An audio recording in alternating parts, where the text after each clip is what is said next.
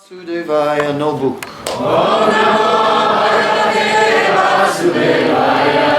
Om Namo Bhagavate Vasudevaya. Om Namo Bhagavate Vasudevaya. I can't read. Beginnen. Reading from Srimad Bhagavatam from the 7th canto, chapter 8. The Lord slays the king of the demons. I'll just read the translation of many verses. Hiranyakasipu studied the form of the Lord, trying to decide who the form of Nrsingadev standing before him was.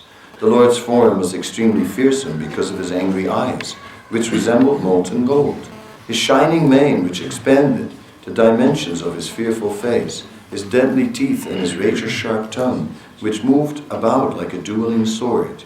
His ears were erect and motionless. His nostrils and gaping mouths appeared like caves of a mountain. His jaws parted fearfully, and his entire body touched the sky. His neck was very short and thick, his chest broad, his waist thin, and the hairs on his body as white as the rays of the moon. His arm, which resembled flanks of soldiers, spread in all directions as he killed the demons, rogues, and atheists with his conch shell, disc, club, lotus, and other natural weapons.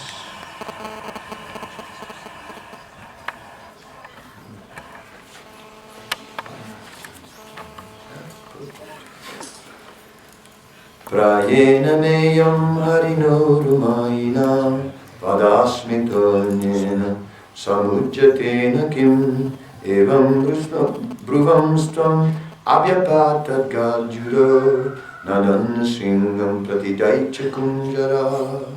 Hiranyakasipu murmured to himself, Lord Vishnu, who possesses great mystic power, has made this plan to kill me. But what is the use of such an attempt? Who can fight with me? Thinking like this, and taking up his club, Hiranyakasipu attacked the Lord like an elephant. Purport. In the jungle, there are sometimes fights between lions and elephants. Here the Lord appeared like a lion, and Hiranyakasipu, unafraid of the Lord, attacked him like an elephant.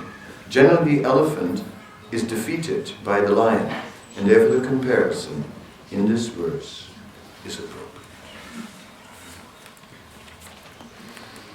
Om Jnanatimirandasya Jnana Sarvakaya Chakshuramitam Yena Tasmai Sri Gurave Namah. Sri Krishna Chaitanya Prabhu Nityananda Sri Advaita Gadadhara Srivasadi Gaura Bhaktavinda. Hare Krishna, Krishna Krishna, Hare Hare, Hare Rama, Rama Rama, Hare Hare.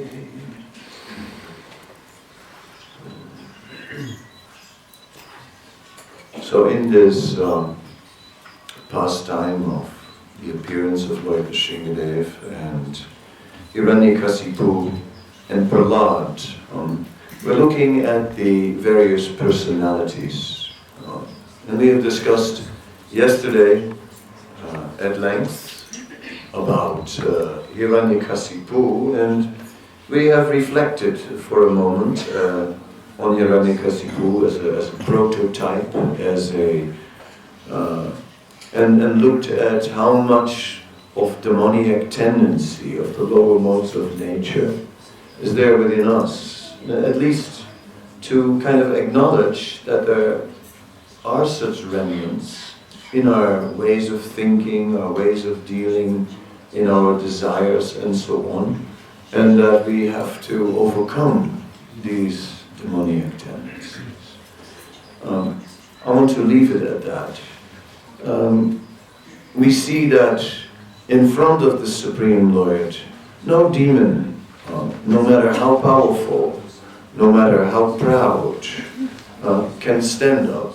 And we see that not only did the Lord outdo Hiranyakasipu through strength, but also through intelligence, by appearing not as a human, not as a demigod, and by killing him, not inside, outside, not in the day, not in the night, and all these things. So ultimately the supreme intelligence is unlimited, whereas we have been gifted with intelligence. Saptake Purusam Nisu. I am the sound in ether and I am the ability in man. So whatever abilities we have, they are simply gifts that have been given to us, and they are under our care. Just as we are taught that when we have a book and we want to make sure no one rips it off, you can write something in there, and you can't say, this book is the property of. No, we say, in the care of. In the care of. Remembering that it is the property of Krishna, but it is in our care. And if you take this book, you get bad karma, and so on. You can write all that in the book. Because taking a book is not stealing. Every devotee takes books. Anyway, what shall I say? Well, it didn't mean that I authorized it, by the way. It's on your own risk. Really, what we have to look at, we're looking after this description of Hiranyakasipu and this description of the Supreme Lord. I want to look for a moment at Prahlad, because I want to go into a positive direction. I don't want to just focus on the anarthas, the impurities in our heart that we are struggling with and trying to overcome. I want to speak about embracing the positive. Prahlad is also a prototype. Prahlad is also an example. He is a Maharaja. It is said, Svayambhu Narada Shambhu. Kumara Kapilo Manu, Praladu Janako Bhishmo, Balir Vayasaki Vayam.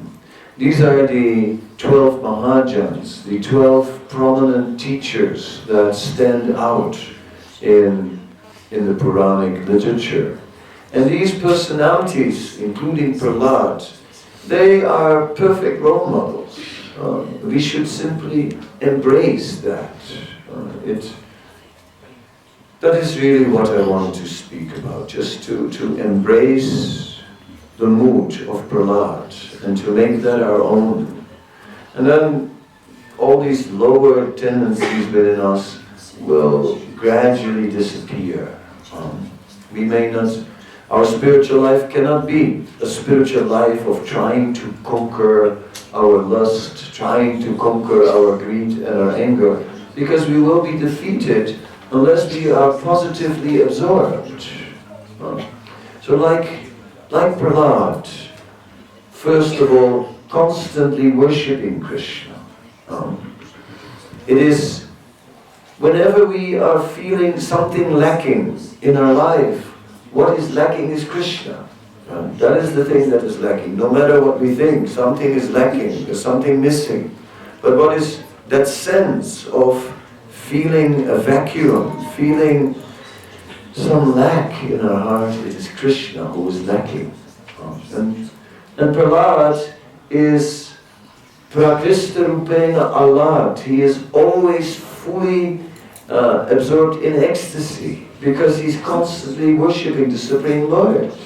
Even as a child, he sometimes had no time to eat or anything, even the basic things, because he's too absorbed, too busy in worshipping the Lord. So this is something to embrace. And the process for doing so is sato-vritti, following in the footsteps. One cannot embrace it simply by some determination. One must build it up. Spiritual life, we must construct our spiritual life, make a conscious effort to build up a spiritual life by placing more and more positive spiritual elements in place, more service to Krishna, everything regular, regular. Somehow or other, regularly reading. it begins like a duty, practically speaking. But that duty transforms into something, into attachment, very, very quickly. That duty of regularly serving, regularly reading, every day. Prabhupada spoke about that lady who would come in Vrindavan very, very early in the morning when Prabhupada was staying in the Radha Damodar temple. And she would knock on the door of the temple. And no one was up at the time in order for Prabhupada. So therefore, because Prabhupada would hear it, he would open the door. And it became like a daily ritual, where she came, brought this Yamuna water, a pot with Yamuna water for the puja of the deities. And Prabhupada would receive it. And like this, and he said, for this, it's a small thing, but she did it every day. Every day she did it. It became an absorption, it became a meditation, it became something she became so attached to that even old lady, she must have had her days that she really wasn't well. And even in winter she would come. And the Vrindavan winter is at least nippy, as we say. It can be as cold as it is here now. Right? And no nice central heating. So, very austere. But she did that. She did that service. So this is the system, regularity. That is the key. Anything regular. Regular chanting, regular reading, regular serving. To be regular, to become regular. Because chanchalam himana Krishna, the mind is so restless. The mind is just so restless. The mind always wants something else. Always something else. Not satisfied. Of course, it is said that there are austerities in Bhagavad Gita, austerities of the body, austerities of speech, and austerities of the mind. And one of the austerities of the mind is that when all the conditions are right, that one must be satisfied. One must be satisfied. Because the mind is never satisfied. Chanchalima Krishna. So in that way we are satisfied. We say, no, it is good. And we must remind ourselves, it is good. I'm in a very good situation now. And we should protect that good situation. It's a sign of intelligence. Of course, if we have no intelligence, then the only way to learn is through suffering. That is then the other thing. If we cannot learn through hearing, then we'll learn through suffering, which is very undesirable. It is not fun. It is not at all something to say, well, yeah, what can you do? No. Avoid this suffering, because it is intense, very intense. Some people have not suffered so much. They have only felt emptiness, some emptiness in life. That is their suffering. They have, somehow or other, things never went wrong. They never had a big accident. They never had anything heavy happening to them. But don't worry. If it never happens during your life, it will happen at the time of death. So, in the end, and then it all comes at once, and then you have no previous experience, so then you're not ready for it. And then suddenly you go, no, how can this happen to me now? Well, it happens to everyone. Right? Death is always a painful experience. Right? It's not like soft and sweet. What to do? So that maybe a soft death, maybe. Let's see. So let us fill our life with positive service and energy. Just as Srila Prabhupada said, by dressing the deities in a very beautiful way, as beautiful as we can, we forget everything about the beauty of the material world. The beauty of the material world is just very strong and powerful. And how can we ignore it? But if we just invest energy for Krishna, making arrangements for Krishna, at home, in the temple, every day, worship Krishna, bhaja Krishna, bolo Krishna, kore Krishna, sikhe. Worship Krishna, chant the name of Krishna, and get absorbed in the teachings of Krishna. These three things, bhaja Krishna, bolo Krishna, kore Krishna, sikhe. Very simple. A simple formula given to us by Bhaktivinoda Thakur, extracting the essence in spiritual life. Invest. Now is the time to invest. Invest. Pranirartha diyavacha. It said, Etavas janmasafaryam deinam yadesu pranirartha diyavacha sriyam acharanam sada. Invest. Invest now. That is Prahlad's message. Prahlad is speaking to his demoniac schoolmates, and Prahlad is telling the schoolmates, invest now. Right? Because they say, we are young, we are kids. It's time to play. Prahlad said, no, it's not time to play. Invest now. Now. Do service for Krishna. Because all this service will accumulate. We have to build good habits, build sukriti, build spiritual credit, build it up, save. Daivi sampad, spiritual wealth, save it. Whenever the opportunity is there, do some service. And all that will build up, and it will pay off. See, it was nice, I think, last night to see Paravida Prabhu's slideshow about his life. Maharaja was also nice, but especially his life, because someone's life is, well, you know, and you see him there young, you see him in the picture next to Prabhupada, so like, you know, you see all these things. And then he gives the purport to it. The pictures look really beautiful. I said, wow, next to Prabhupada, we could write a purport, you know, one of Prabhupada's intimate associates, maybe in previous life he was also a devotee, you know, like with Prabhupada and now came again. Yeah, who knows, maybe all that. But if we hear his description, he wasn't able to fully appreciate. He wasn't fully appreciating the gifts that he received. It wasn't possible. But now in old age, now he looks back, regretting. Then comes the regret. Why didn't I take a little more advantage? That is common. That is very common. We hear it from many in their old age. That sentiment comes. Why? I had this amazing opportunity. Why did I not take more advantage? So I'm also saying like that. Let us embrace,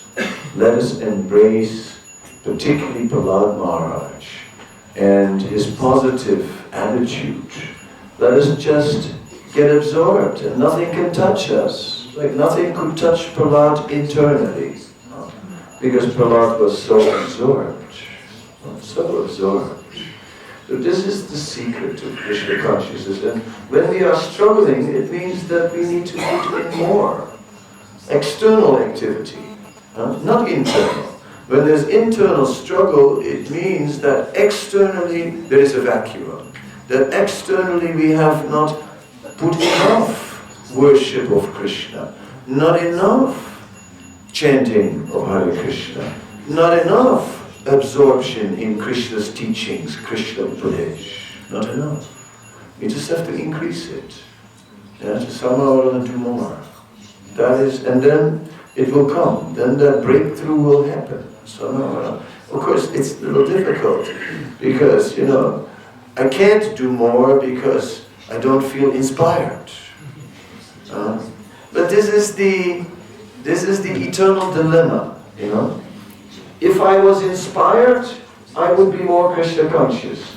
No, be more Krishna conscious and you'll be inspired. Yeah? You know, that is actually how it is. It's the,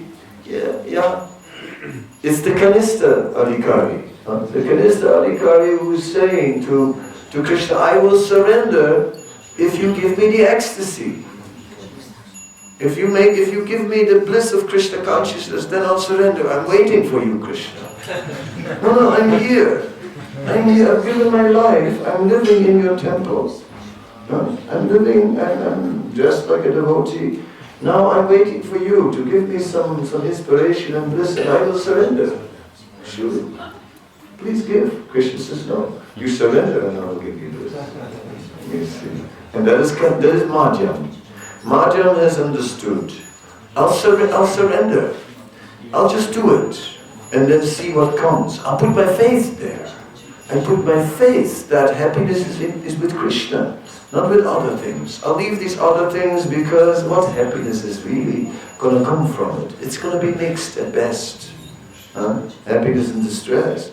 But no, I have faith that if I invest in service to Krishna, that happiness will come.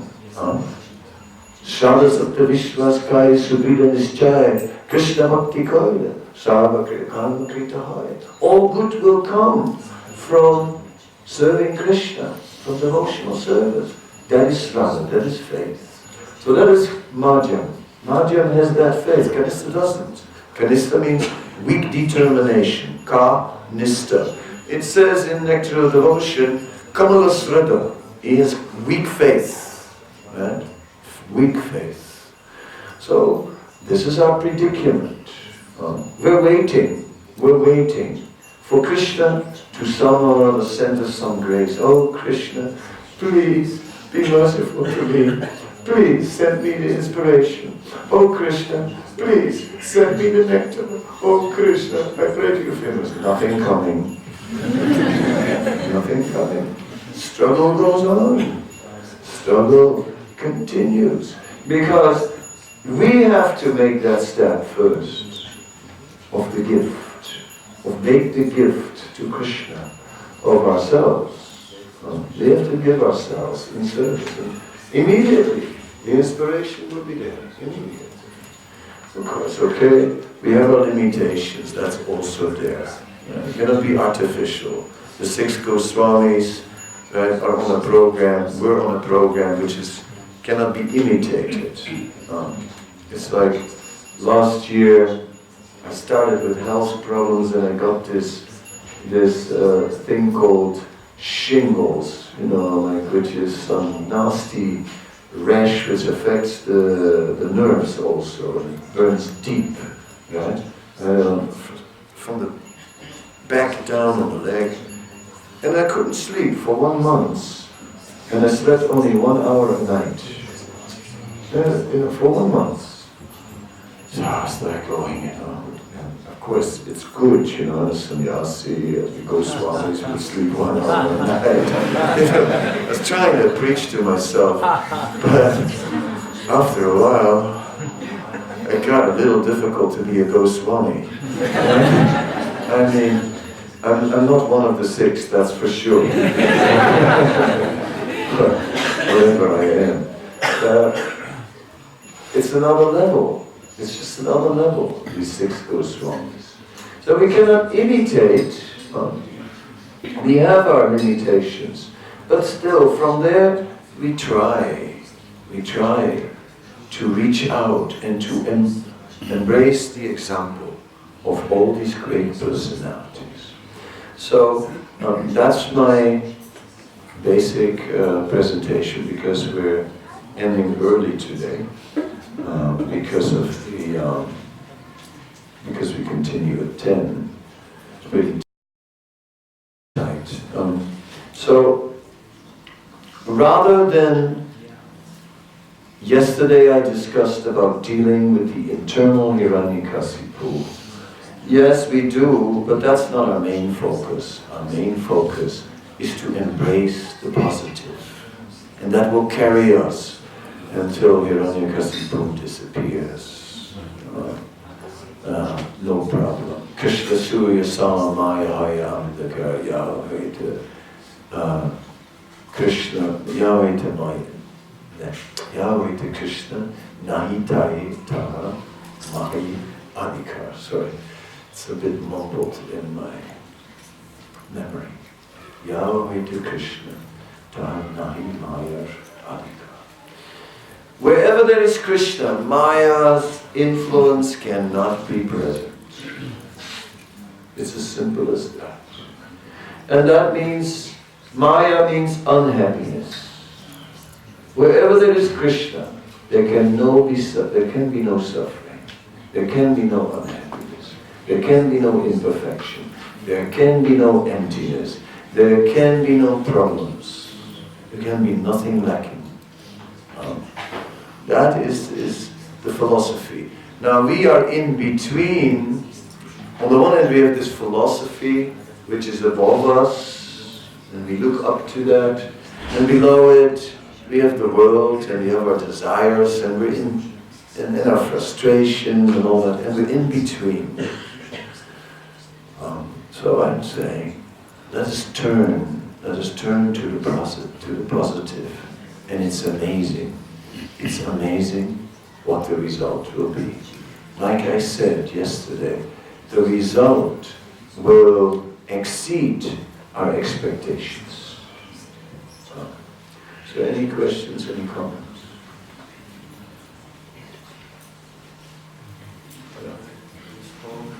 A little louder. You spoke firstly about Hiranyakashipu like an elephant, like he was attacking the lion. So Hiranyakashipu, as he saw Lord Nrsimhadev, so he became affected in a positive way.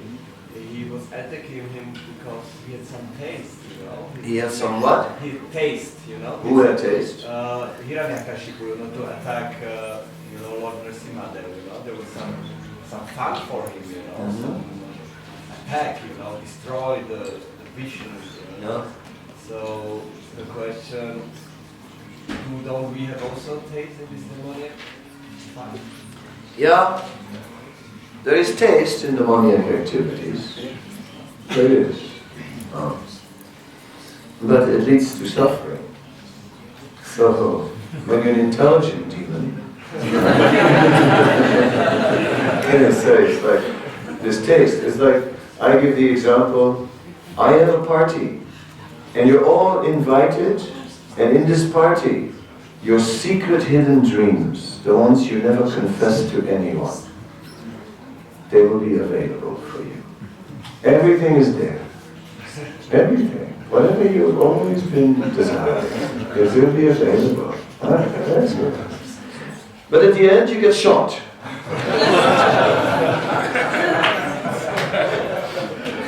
Are you coming to my party?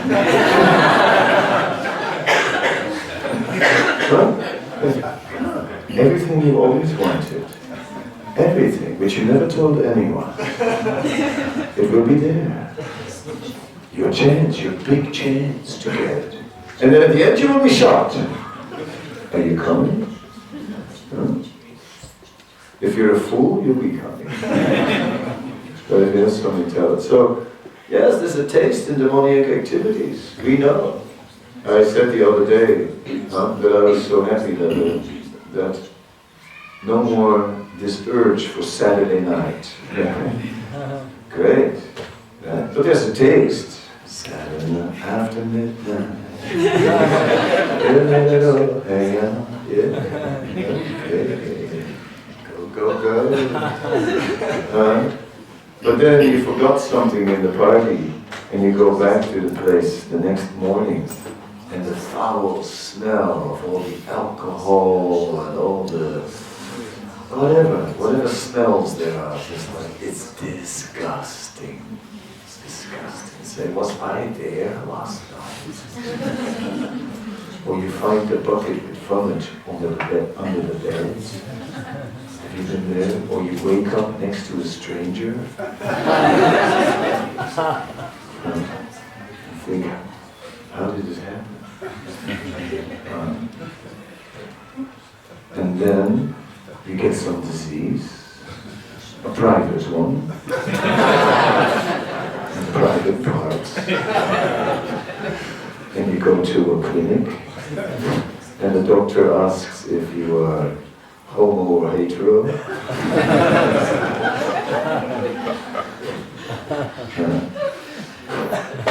Are you ready?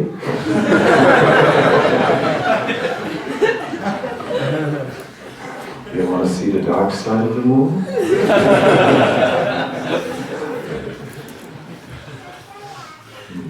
Other question. I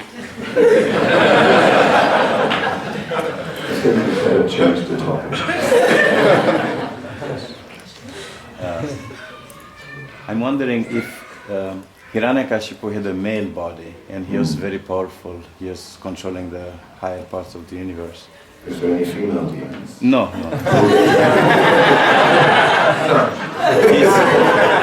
Women are all angels.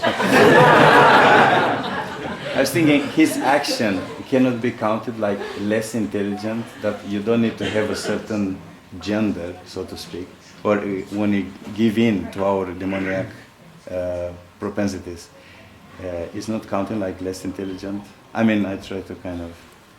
You bring in gender, Hiranyakashipu was male, and is it less intelligent to be a demon? Yeah. Why are you bringing in gender there? Anybody who is active demoniac, male, female, or eunuchs, or in between, the third gender, whatever gender one may be, if one turns demoniac, then, it's less intelligent, because you're going to pay.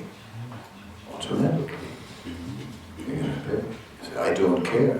That's now. Now you don't care. Right? Oh, I don't care.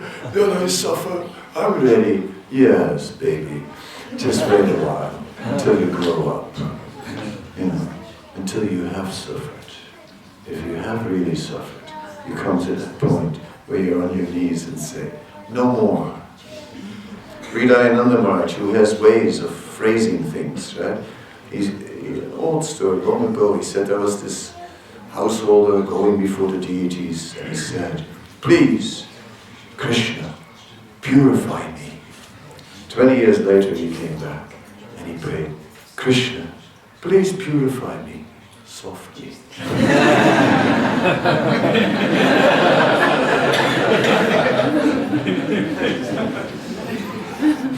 I'm also now at that stage.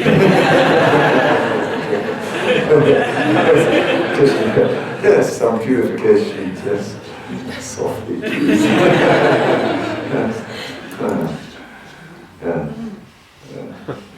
Suffering ain't no good. Oh God.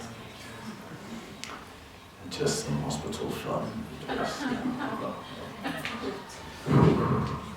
Intense. No, so let's, male, female, or whatever we are, let us somehow or other beware. Beware. Beware of suffering. It's not everything. So let's embrace the positive. Yes, Sandhya. Can you speak more about the glorious results of devotional service? The glorious results of devotional service. See, he wants something positive. Thank you, Sandhya. I'm also into that. Yeah. It is like swadu, swadu, pade, pade. It is just nectar at every step, and it is increasing and increasing, that nectar. If you get absorbed, if you just go through that little taste barrier, then afterwards, devotional service is so nice. It's just so nice. Something very positive. So nice. So that's just, it's just, whatever you do brings you benefit. I mean, how nice to do all these things. Benedictions and more benedictions and more benedictions. Friends, like we are here. We are friends. I mean, because we We hope there are no demons here. You know, we're friends, right? Because you're devotees, we can trust each other. We know devotees are basically positive people. Yeah. Just be out there in this. It's like I was on this party with a bunch of demons, and it was in a courtyard of a house, an open courtyard, and there was a fireplace, and there was a fire, and people had been making fires there. But when the demons came, they brought so much intoxication, and there was just enough to kill everybody. Yeah? Even they knew this is too much. This is outrageous. We can't take it. You know, it's more than we can take. So then they took some of the intoxication, and then they started the fire, and then they made the fire really, really high, really, really high. And there was one crazy guy in our town who used to sometimes walk over the marketplace with a life-size cross, which he was carrying across the marketplace. He was a little, you know, not quite there. But somehow he was also there that day. And the demons were making the fire bigger and bigger, and then the tree started like, not burning, but getting scorched by this fire. And then the madman tried to save the tree, and all the demons were laughing at him. But I was sort of signaling, good, carry on, keep around that tree. The madman, he later became a devotee. We became devotees later, somehow or other. So, whereas the demons had a great time, and one of the highlights of the evening was that they threw one of their friends into the fire. They threw him into the fire, and he rolled out on the other side, sort of knocking off the birds. It was a party. The friends had come together. What kind of friends were they? So to be amongst devotees is really nice, it's positive. So we are fortunate. We're so fortunate. So let us just make something, let's make it even better. Individually, collectively. Let's make something good of this friendship.